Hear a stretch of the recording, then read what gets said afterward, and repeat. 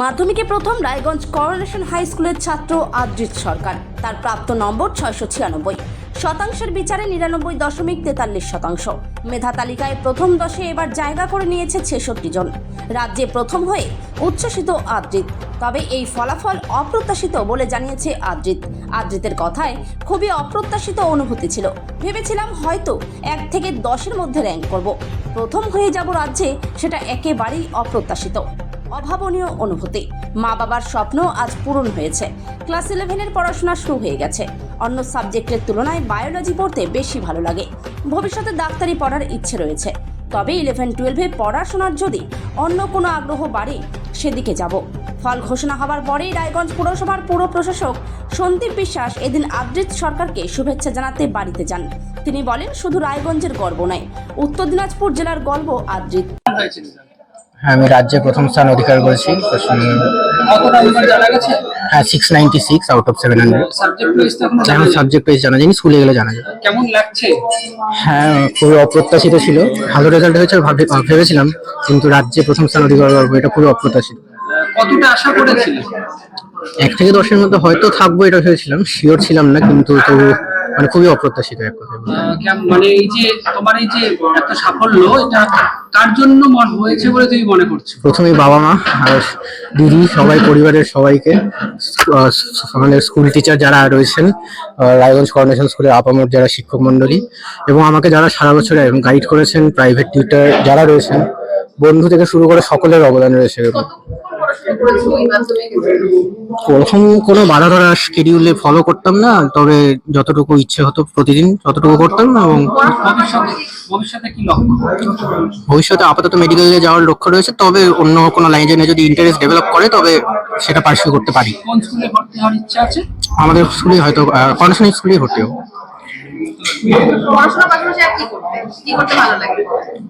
পড়াশোনা করতেই ভালো লাগে, এছাড়া কুইজিং এ আমার হচ্ছে বিশেষ একটা আকর্ষণ রয়েছে, সেটা পার্সিউ করেছি, মাধ্যমিকের বছরে করেছি। কাকিমা কি নাম? সীমা সরকার। আদ্রিত কে? ছেলে। যেটা রেজাল্ট হয়েছে, আপনি কিভাবে দেখছেন রেজাল্টটা? মানে ভীষণ ভালো লাগছে। আর ও ছোটবেলা থেকে প্রতিটা ক্লাসেই ফার্স্ট হয়, ওই জন্য একটা আশায় ছিল যে র্যাঙ্ক করবে। তবে একদম যে প্রথমেই বলবে নাম, সেটা বুঝতে পারিনি। তো প্রথমে নাম দেখাতে মানে আমরা 4 জন বসে টিভির সামনে বসেছিলাম, আমার মেয়ে, ছেলে আর আমরা 2 জন হাজবেন্ড ওয়াইফ। তো ভীষণ ভীষণ খুশি লাগছে, মানে ভাষায় প্রকাশ করার মতো না। কেমন লাগছে মানে সেটা বলবার নাই। আপনি নিজে কিছু করেন? আমি হাউস ওয়াইফ। তো এই যে হাউস ওয়াইফ হয়ে ছেলেকে সামলানো, এটা কেমন করে সম্ভব হলো? মানে ওকে পড়াশোনার জন্য কোনোদিনই বলতে হতো না, ও নিজে নিজে একা সব ইয়ে করে। আর যেটা অসুবিধা হয়, গৃহশিক্ষকরা তো আছেই, আর ওর দিদির কাছেই যা দেখার দেখে নেয়। মানে আমাকে অতটা দেখতেই হতো না। মোবাইলের নেশা কতটা?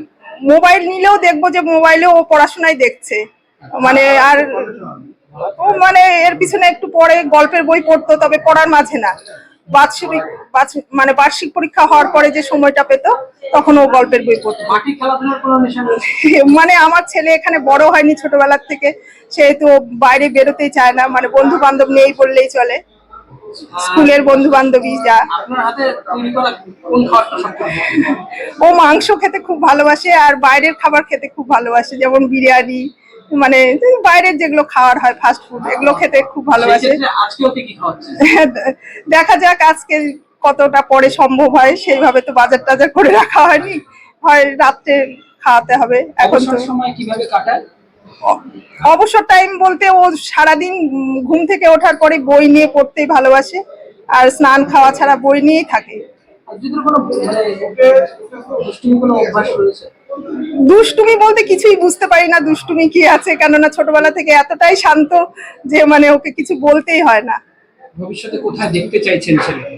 আমার তো মানে ডাক্তারটাই ইচ্ছা ছোটবেলা থেকে। ওর দিদির সময় ইচ্ছা ছিল যে ও ডাক্তার হবে, তো ও প্লেন লাইন নিয়ে পড়েছে। তো ছেলের ওটা শুনে শুনেই নাকি ওরও মেডিকেল লাইনে যাওয়ার ইচ্ছা। দাদা কি নাম? অমিত কুমার সরকার। আচ্ছা, আপনি তো কি হবে? বাবা। এই যে এত বড় একটা সাফল্য, কিভাবে দেখছেন? খুব ভালো লাগছে, এবং আশা করছি ভবিষ্যতেও আরো যাতে উন্নতি করে আর কি, সেটাই ঠাকুরের কাছে প্রার্থনা। প্রথমে যখন রেজাল্ট দেখতে বলেছিলেন, কতটা আশা ছিলেন?